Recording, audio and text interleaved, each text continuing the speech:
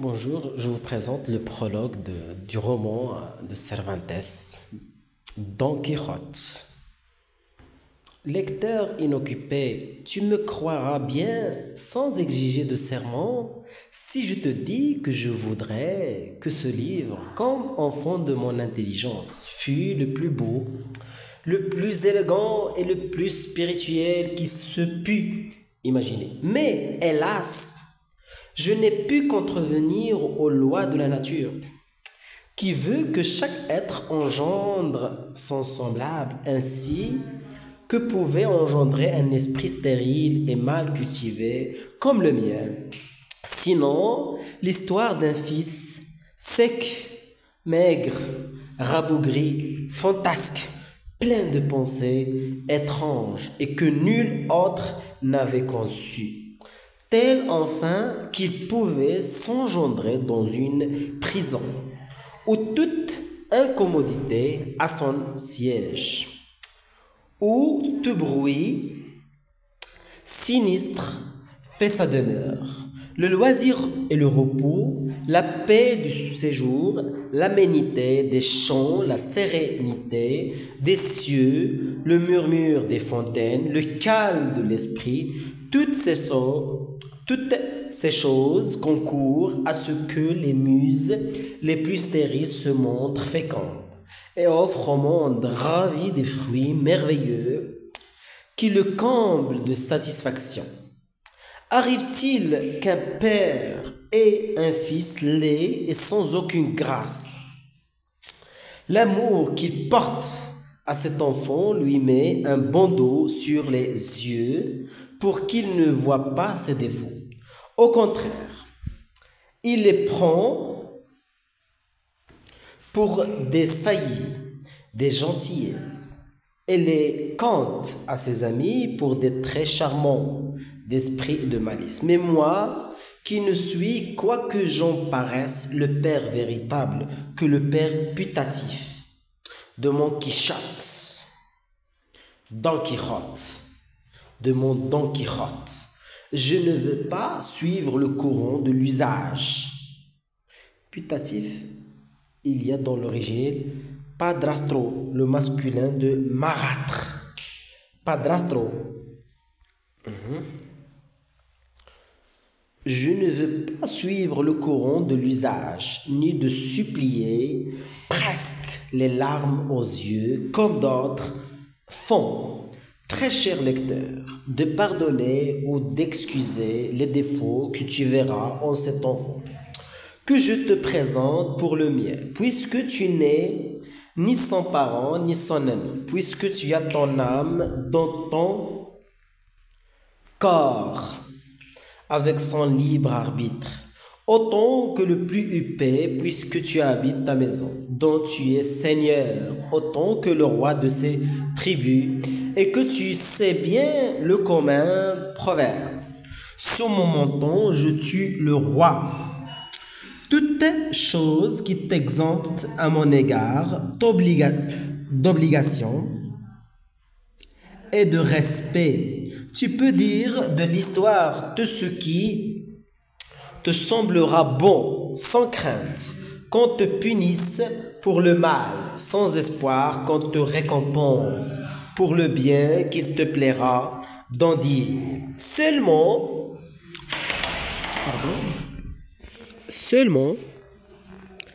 j'aurais voulu te la donner toute nue, sans l'ornement du prologue, sans l'accompagnement ordinaire de cet innombrable catalogue de sommets, d'épigrammes, d'éloges qu'on a l'habitude d'imprimer en tête des livres.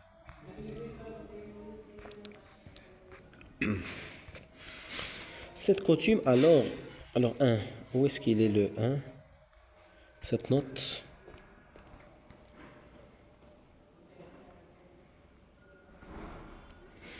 Cette note se trouve où?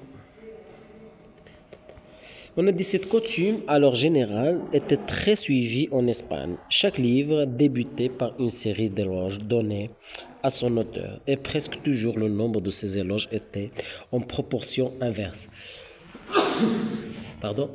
Une proportion inverse du mérite de l'ouvrage. Ainsi, tandis que La Rocana d'Alonso de Ercilla n'avait que 6 pièces de poésie pour recommandation. Le Cancionero de López Maldonado en avait 12. Le poème des Amantes de Teruel de Juan Yagué 16.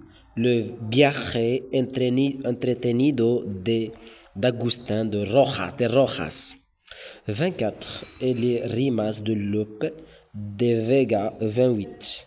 C'est surtout contre ce dernier que sont dirigées les railleries de Cervantes dans tout le cours de son prologue. Pardon? Donc, car je dois te dire que bien que cette histoire m'ait coûté quelque travail à la composer, aucun ne m'a semblé plus grand que celui de faire cette préface que tu es à lire. Bien souvent, j'ai pris la plume pour l'écrire.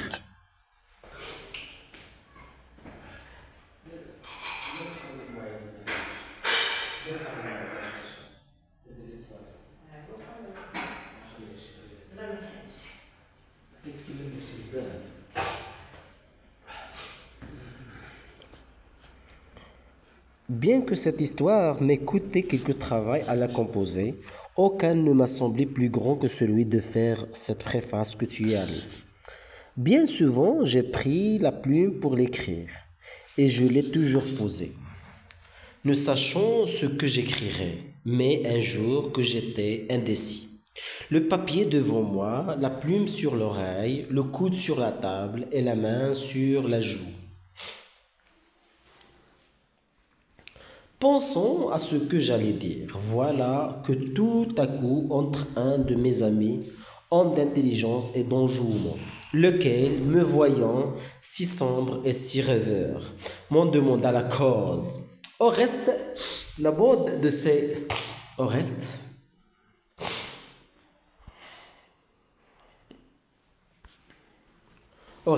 la mode de ces ornements étrangers ne régnait pas moins en France. Qu'on ouvre la ère Henriade de la Loisée. C'est pas grave. Comme je ne voulais pas la lui cacher, je lui répondis que je pensais au prologue, qu'il fallait écrire pour l'histoire de Don Quichotte, et que j'étais si découragé que j'avais résolu de ne pas le faire, et dès lors de ne pas mettre au jour les exploits d'un si noble chevalier.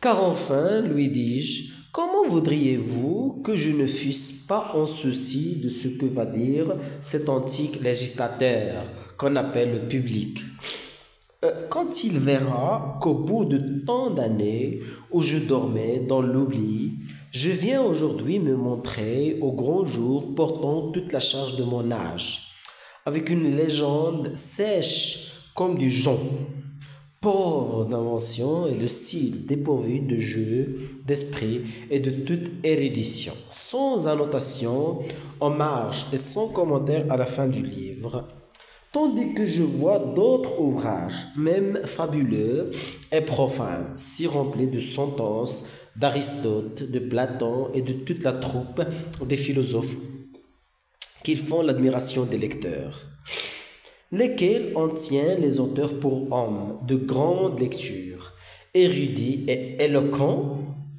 Qu'est-ce que, bon Dieu, quand il cite la Sainte Écriture, ne dirait-on pas que ce sont autant de saints Thomas et de docteurs de l'Église gardant en cela une si ingénieuse bienséance qu'après avoir dépeint dans une ligne un amoureux dépravé, ils font dans la ligne suivante un petit sermon chrétien, si joli que c'est une joie de le lire ou de l'entendre.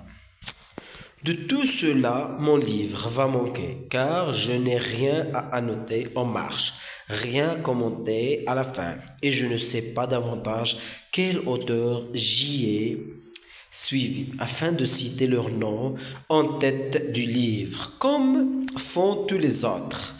par les lettres de l'A, B, C, en commençant par Aristote et en finissant par Xénophone, ou par Zoïle ou Zeuxis, bien que l'un soit un critique envieux et le second un peintre. Mon livre va manquer encore de sonner en guise d'introduction, au moins de sonner dont les auteurs soient des ducs, des comtes, des marquis, des évêques, de grandes dames ou de célèbres.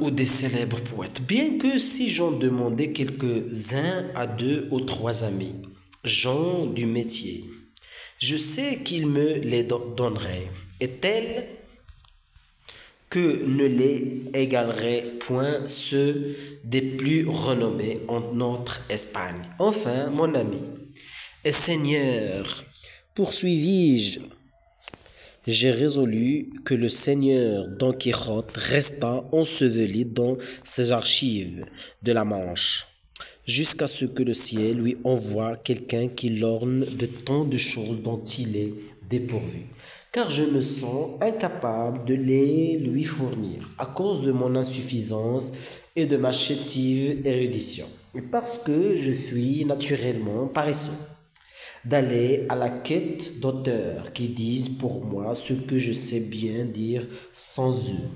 C'est de là que vient l'indécision et la rêverie où vous me trouvâtes.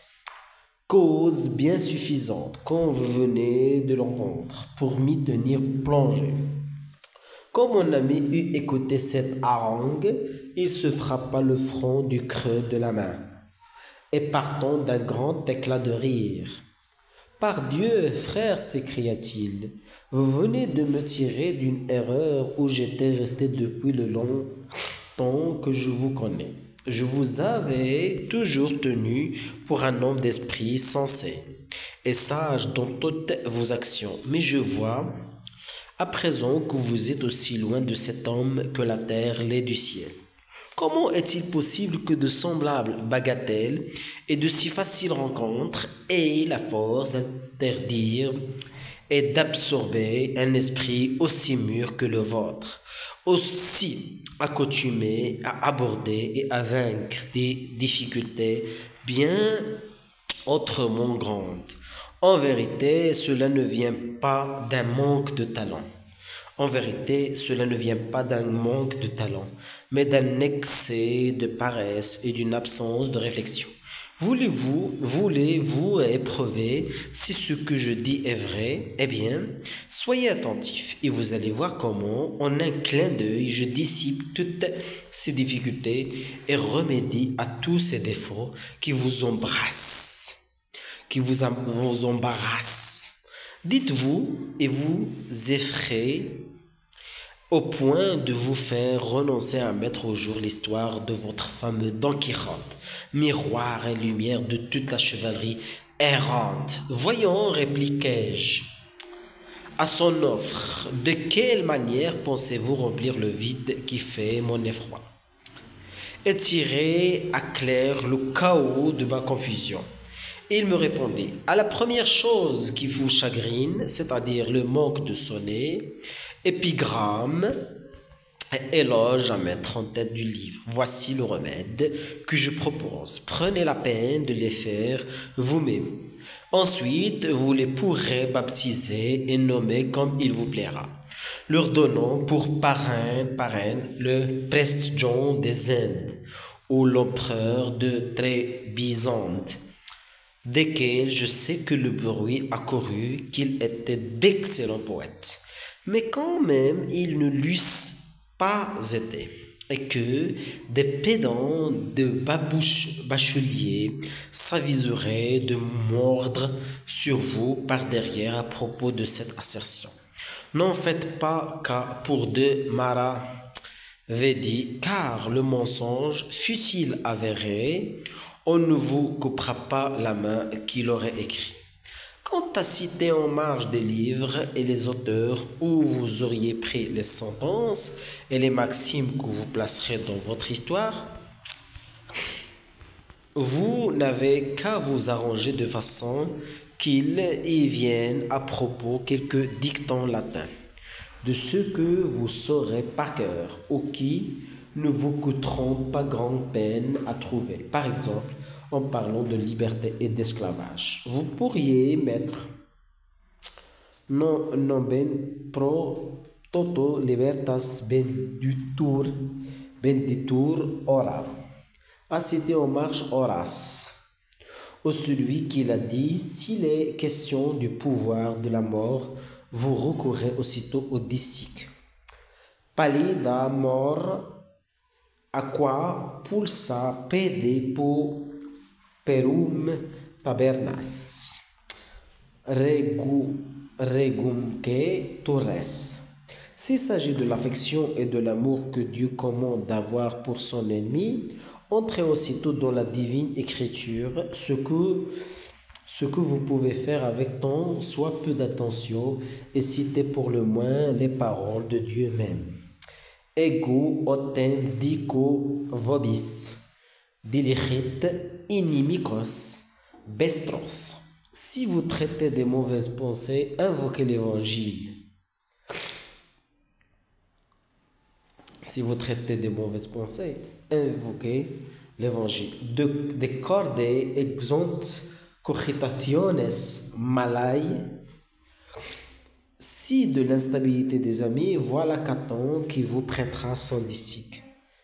Donec eris felix, multos numerabis amicos, tempora sefuerente nobila solus eris. Avec ces bouts de latin, quelques autres de même étoffe, on vous tiendra du moins pour grammairien, ce qui alors qu'il n'est pas d'un petit honneur ni d'un mince profit. Pour ce qui est de mettre les notes et commentaires à la fin du livre, vous pouvez en toute sûreté le faire de façon si vous avez à nommer quelques géants dans votre livre. Faites en sorte que ce soit le géant Goliath et vous avez, sans qu'il vous en coûte rien, une longue annotation toute prête, car vous pourrez dire le géant Goliath. Ô Goliath fut un Philistin que le berger David tua d'un grand coup de fronde dans la vallée de Térébinthe, ainsi qu'il est compté dans le livre des rois. Car vous pourrez dire le géant Goliath, ô Goliath, fut un Philistin que le berger David tua d'un grand coup de fronde dans la vallée de Térébinthe, ainsi qu'il est compté dans le livre des rois au chapitre où vous en trouverez l'histoire. Après cela, pour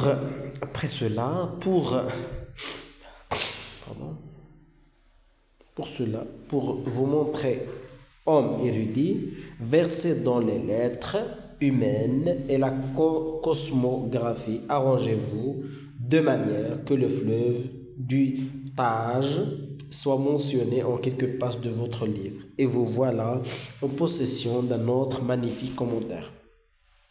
Vous n'avez qu'à mettre le fleuve du Tage fut ainsi appelé du nom d'un ancien roi des Espagnes. Il a sa source en tel endroit et son embouchure dans l'océan où il se jette après avoir baigné les murs de la fameuse cité de Lisbonne. Il passe pour rouler des sables d'or, etc.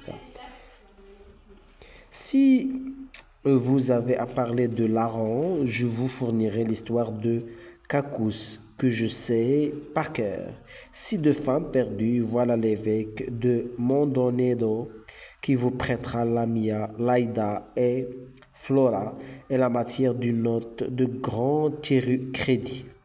Si de cruel, Ovide vous fournira Médée, si d'enchanteresse, Homère à Calypso et Virgile, Circé, si de veillant capitaine Jules César se prêtera lui-même dans ses commentaires, et Plutarque vous donnera 1000 Alexandres.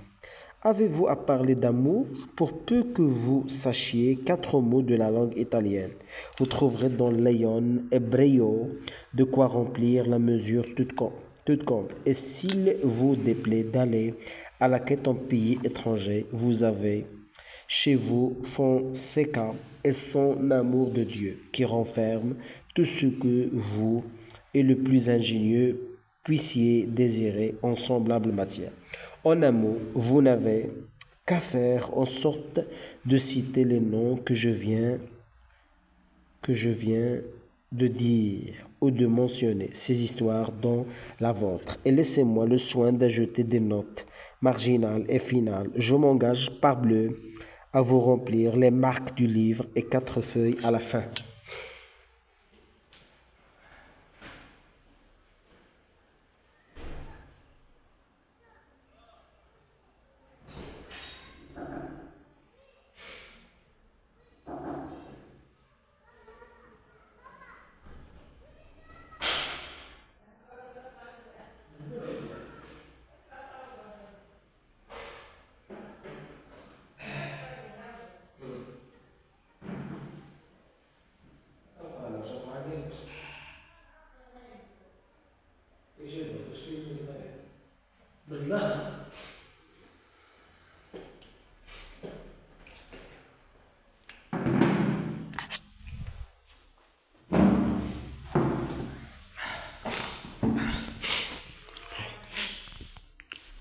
Venons maintenant à la citation d'auteur quand les autres livres et dont le vôtre est dépourvu.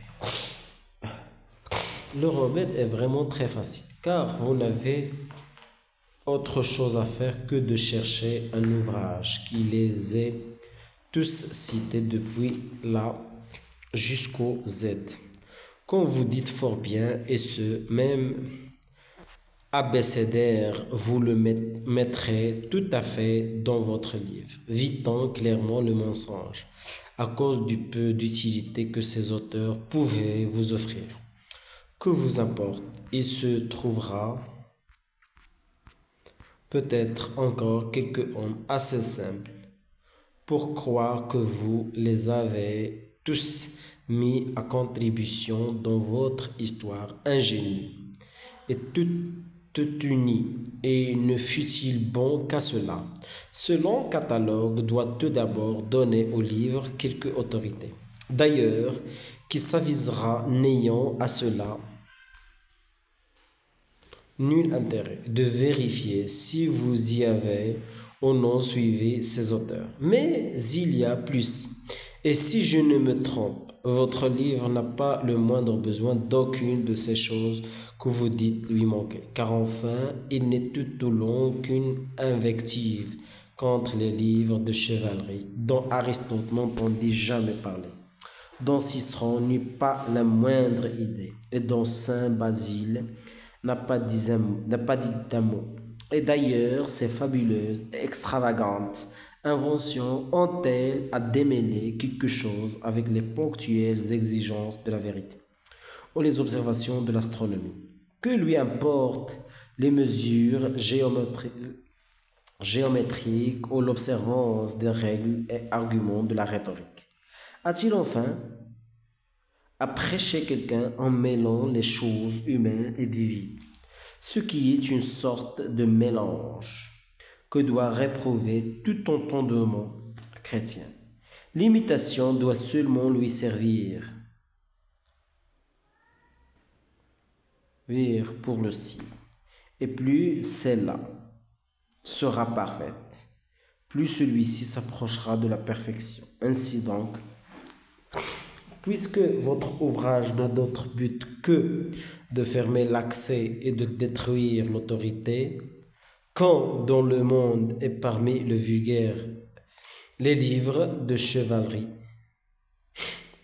qu'est-il besoin que vous alliez, mendiants, des centaines de philosophes, des conseils et de saintes écritures, des fictions de poètes, des horizons, des rhétoriciens et des miracles de bienheureux? Mais tâchez que tout uniment et avec des paroles claires, honnêtes, bien disposées, votre période soit sonore et votre récit amusant, que vous peigniez de ce que votre imagination conçoit et que vous fassiez comprendre vos pensées sans les obscurcir et les embrouiller.